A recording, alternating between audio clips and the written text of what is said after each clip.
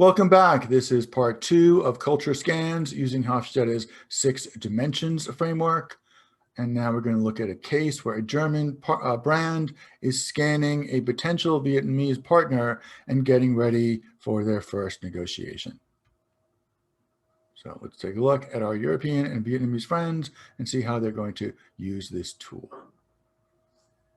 So a common use of this tool is preparing a negotiating agenda. And here we see our hero. The German-American consulting company is pitching a partnership proposal to a leading state telecom company in Vietnam. So the German side is going to conduct the scan. Their ultimate task is they're going to submit a negotiating agenda to their own board.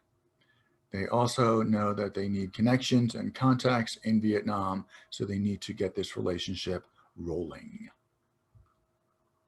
And there, as always, is the address of the website, the HofstedeInsights.com website. And if you want to follow along at home, yield this chart, compare Germany and Vietnam, and you'll get this, which doesn't look that different from our first example of U.S.-China, but just taking a quick scan. And remember, we want to do this naively. We don't want to bring in any of our assumptions. One thing I'm going to notice is there are a lot of, we're crossing the 50-yard line a lot here. Power distance, individualism, masculinity, uncertainty, and even though the long-term orientation doesn't cross the 50, it comes close. And that's going to be significant because we're not, indulgence and restraint were kind of the same, but everywhere else we are looking at crossing some gaps.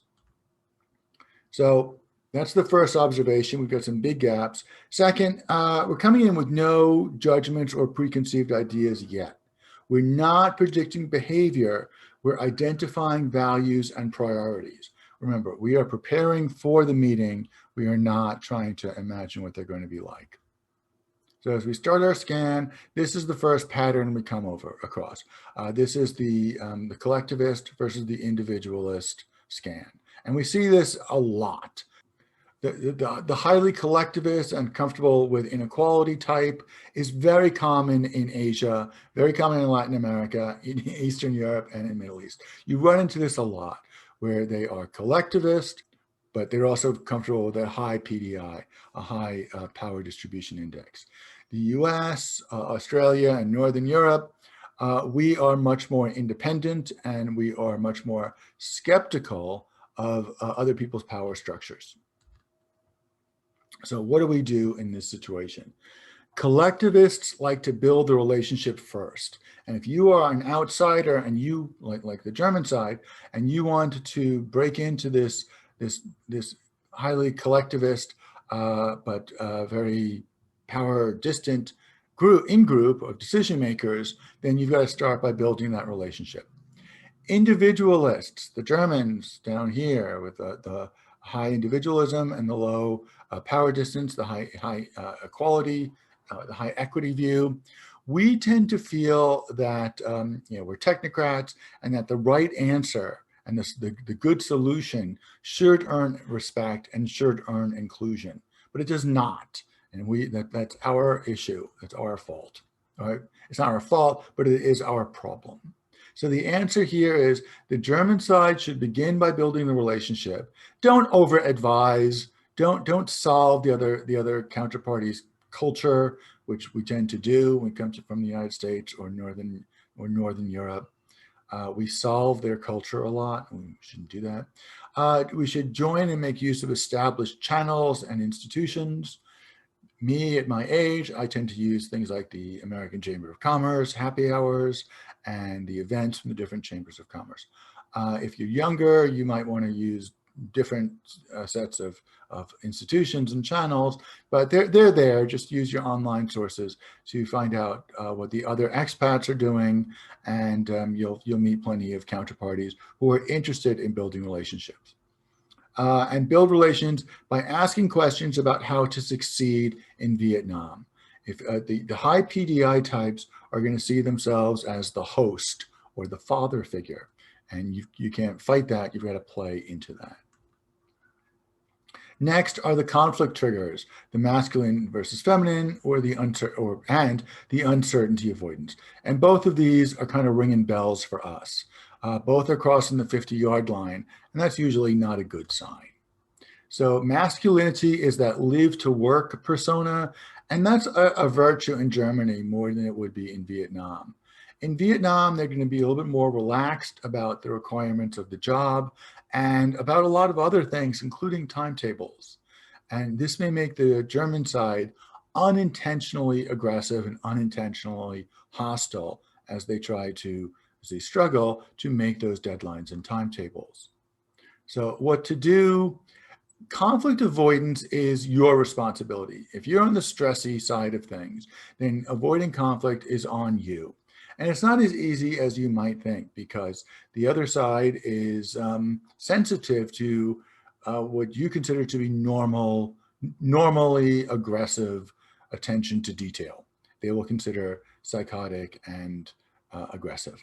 And in Asia, when someone says arrogant, it's a semi-polite way of saying inappropriate partner, and that means you.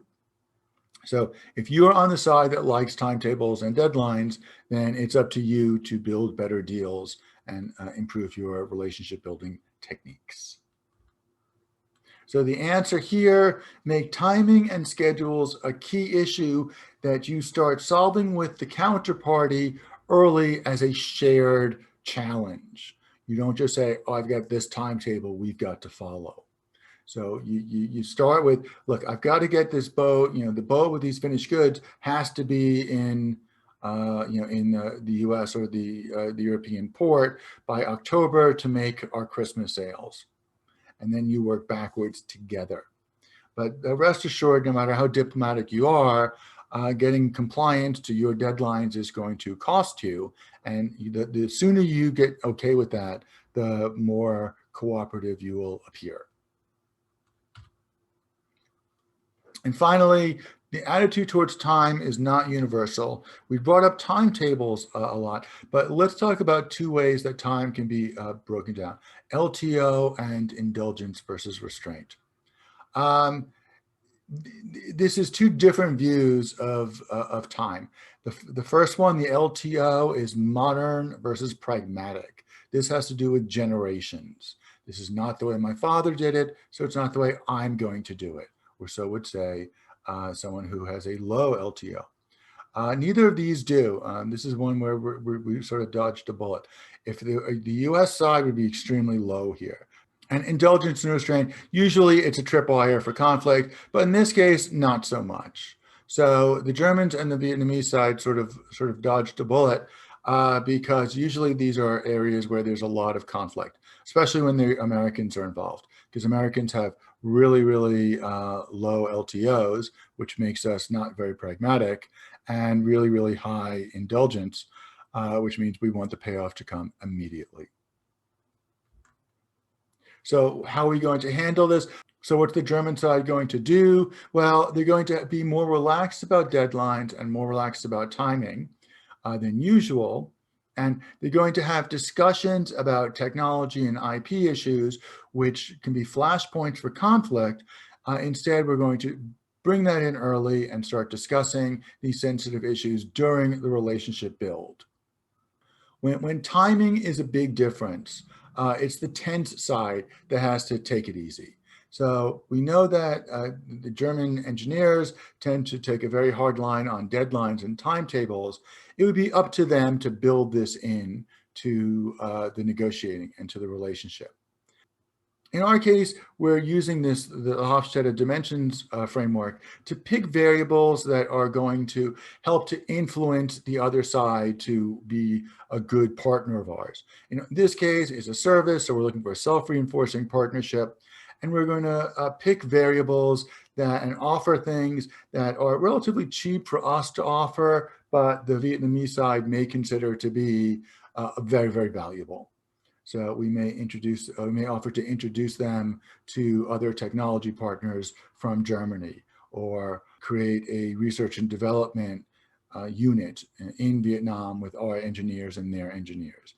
These are things that the Vietnamese side will value very heavily because they can't do it alone, but for the German side to offer this is relatively inexpensive. And that's what we're looking to do when we use the Hofstede dimension models to analyze potential counterparts. We're looking for what they value and for potential sources of conflict that we can collaborate about early. So next step for you is to go to the Hofstede site, run your own home country against 2 or 3 others that you know well. Just make sure you read the full report to give you a deeper understanding of how the Hofstede Insights works. Okay, so now you're well on your way to understanding how we use cultural differences to start to build competitive advantages. Let's take that a little bit further in the next couple of tools. Thanks very much. I'll talk to you again soon.